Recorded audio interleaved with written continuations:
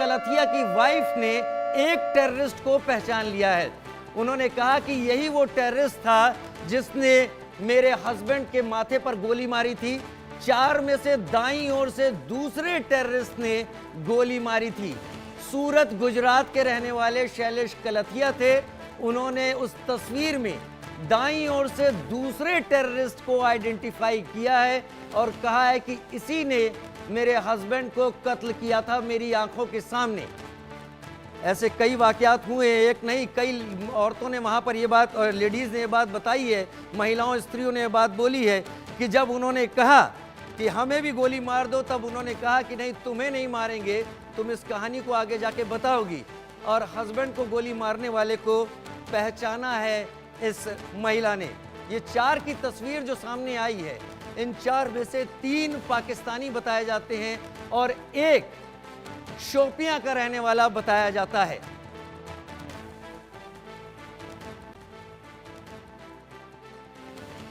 सूरत के रहने वाले थे शैलेश कलथिया, जिनको आतंकवादियों इन टेररिस्ट ने गोली मारी थी।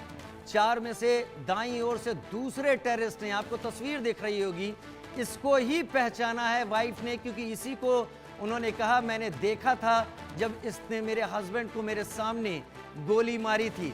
बड़े बड़े वेपन्स के साथ ये लोग यहाँ पर मौजूद हैं, जिसमें M4 कार्बाइन भी दिख रही है, AK-47 भी यहाँ पर दिखाई पड़ रही है।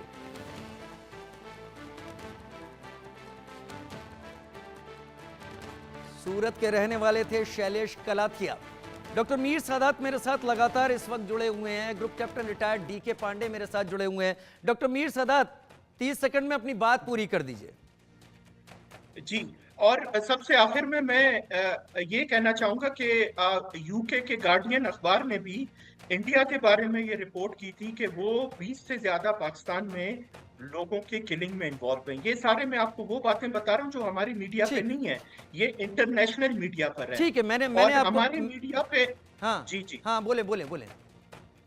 और मैं आपको ये बता रहा हूँ कि जब हमारे यहाँ पे कोई दहशतगर्द हमला होता है तो आपकी मीडिया उसके ऊपर जैसे कहते हैं कि खुशियां मनाती है, लेकिन हमारी मीडिया पे जब से कश्मीर में हमला हुआ है, हम इस पे पूरी सिंपैथी शो कर रहे हैं। हम इस पे इंसानी जानों के ज़या होने पे जिसे कहते हैं कि गमज़दा हैं। और हम आज भी इंडिया से यही रिक्वेस्ट करते हैं कि आप फजूल में इल्जाम ना लगाएं, आप इसकी प्रॉपर इन्वेस्टिगेशन करें, उसके बाद जो कुछ सबूत आपके पास हो वो फिर लेके आए, हम आगे बात करेंगे। ठीक है डॉक्टर मीर सादात, आपने अपनी बात रख दी। वैसे मैं एक बात यहाँ जोड़ना चाहूंगा। आपने कहा कि इन्वेस्टिगेशन भारत शुरू में ये सब करने लगता है। मेरे ख्याल से 26/11 की इन्वेस्टिगेशन भी आपने पढ़ी होगी। उसमें सारे 10 के 10 पाकिस्तानी टेररिस्ट थे।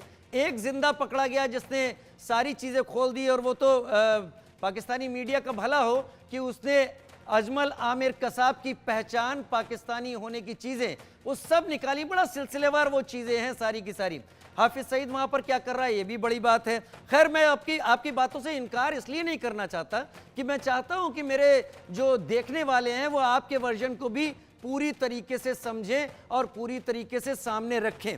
लेकिन आपने कहा कि जिनकी मौत हुई उस पर आप लोग भी गमजदा हैं। तो पेशावर में जब बच्चे मारे गए थे, आप चाहें तो YouTube खंगाल सकते हैं, भारत में कई घरों में खाना नहीं बना था जब वो 100-150 बच्चों को कत्ल कर दिया गया था TTP की तरफ से। अब मैं डॉक्टर DK पांडे